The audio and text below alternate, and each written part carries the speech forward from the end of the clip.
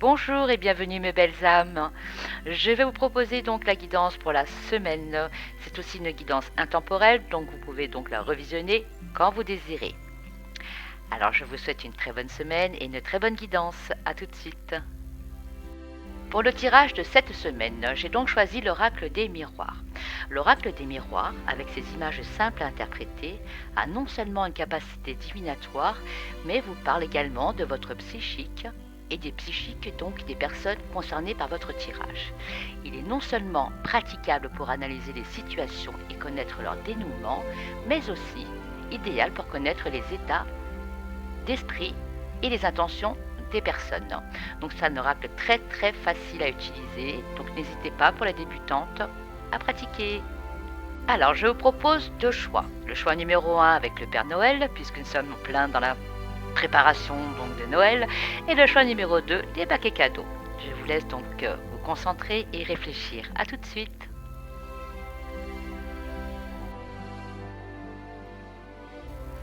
Pour celles et ceux qui ont choisi le choix numéro 1, nous avons donc la carte donc de la réunion, la trahison et le carrefour. Donc il y aura cette semaine des discussions et des échanges, et il faudra donc faire très attention. Soit vous serez victime d'une trahison, ou soit vous auto-saboterez. Vous aurez donc un choix inévitable à faire, que ce soit dans le domaine de l'amour ou professionnel, mais avec les bons mots, vous trouverez donc une solution pour rétablir la situation en votre faveur.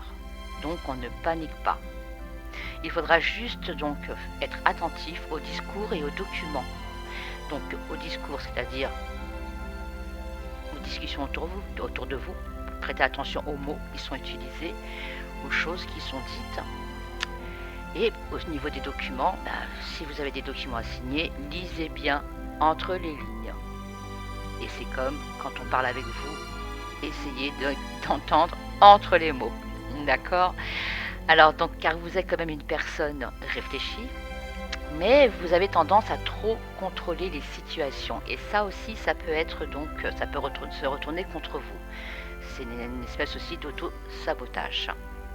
Donc, on respire, on se valorise, on fait en sorte de prendre du recul, même si il y a une trahison, si des choses sont dites ou si vous apercevez que des choses ont été faites derrière votre dos, on respire un bon coup, on réfléchit, on n'essaye pas de contrôler la situation et on avance. Et vous verrez que les solutions, les conflits vont s'atténuer et tout va bien se passer. Donc, passez une bonne semaine, réflexion, on passe à autre chose et on avance. Pour celles et ceux qui ont choisi le choix numéro 2, donc nous avons la carte du rêve, de la victoire et de l'examen.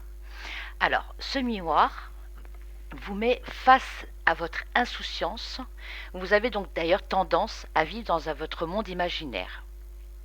Et vous pourriez donc être spectateur de votre vie. C'est ce que la carte du rêve nous indique.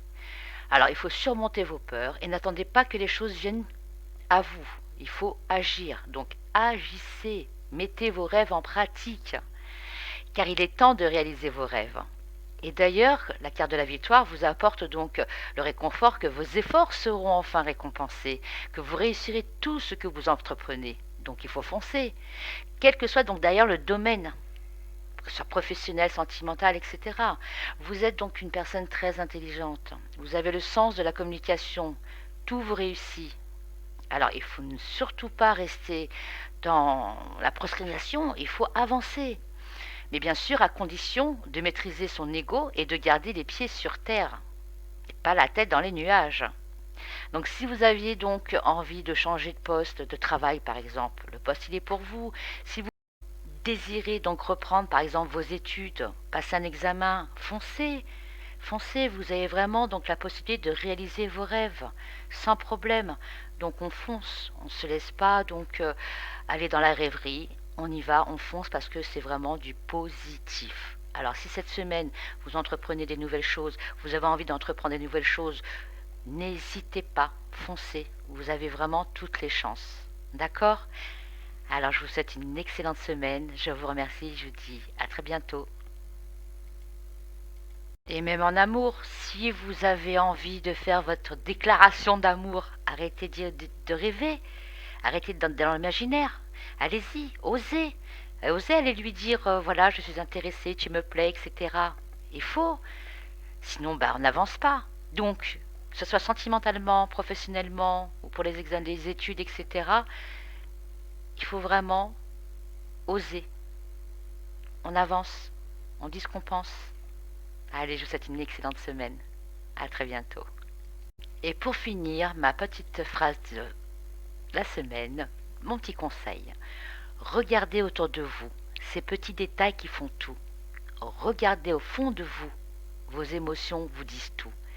Sachez garder les pieds sur terre pour les décisions importantes. Vous aurez le temps de rêvasser quand vos projets seront atteints. Je vous souhaite une très très bonne semaine accompagnée de vos anges. Bien à vous, Edith. Guidance L.